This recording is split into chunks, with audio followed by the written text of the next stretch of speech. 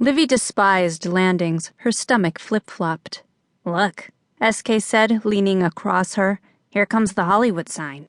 The plane lurched downward and she gripped both armrests. "Oh, gods," she muttered.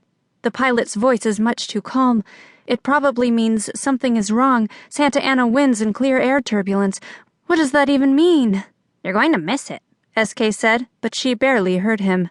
The jet engine throttled up to a high-pitched whine. The massive airliner shuddered. "Liv," he said, "you can't see it if your eyes are closed." "That's okay."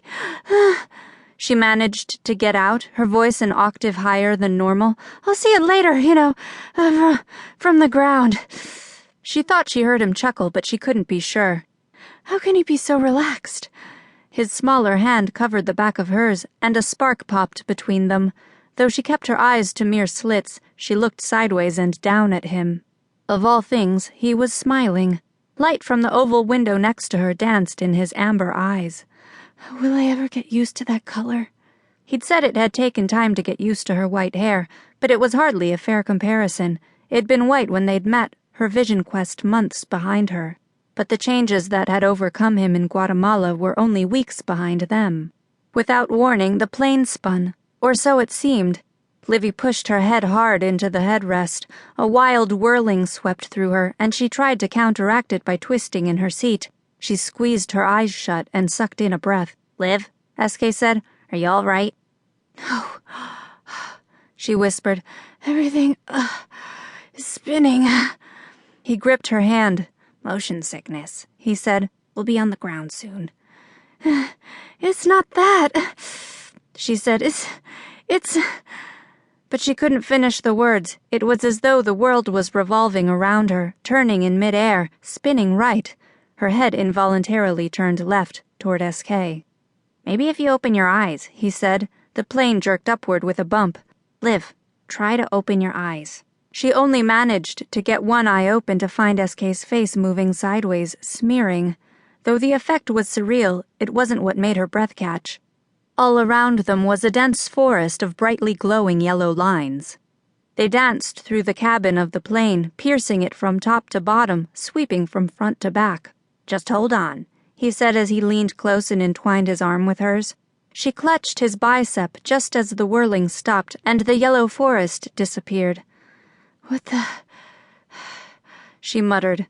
A loud thump and tilt of the plane made a child behind them shriek. Livvy gasped. "Almost there," SK said, patting her hand. Livvy had been a nervous passenger for as long as she could remember. She'd never liked flying, but she'd also never experienced vertigo or seen a huge mesh of yellow lines. It felt as if they'd passed through something. But what? Outside her window, the tall buildings of Century City zoomed by. Everything seemed normal. They had to be getting close to the ground. She turned to SK to find worry furrowing his forehead. "I think it's gone," she said. "The motion sickness?" "No," she said, though the thought of being sick nearly brought it on. "No," she said emphatically as the San Diego freeway slipped by underneath them. "It was more like vertigo, except for the Technicolor light show."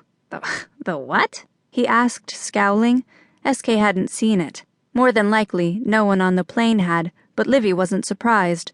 Though the realization was only just starting to dawn on her, she knew what she'd seen wasn't from the real world. Though she didn't know how she knew, she knew. It felt like something of the multiverse, something big. So much for the happy homecoming. She and SK had been looking forward to this for weeks. So much had happened, so many people had died. SK had hardly left her side and did his best to be upbeat. His intense stare now took on comprehension. Beneath them, the plane bucked, dipped, and thankfully, finally, landed. The tires screeched loudly in quick succession. The engines ramped up, howling. The nose dipped, and the small items that had been stowed under everyone's seat slid forward. Livvy's hands still gripped SK's arm, and her eyes never left his. As the plane decelerated, dumping speed before it veered off the runway, he said what she was already thinking. "Let's drop in on Mamacita."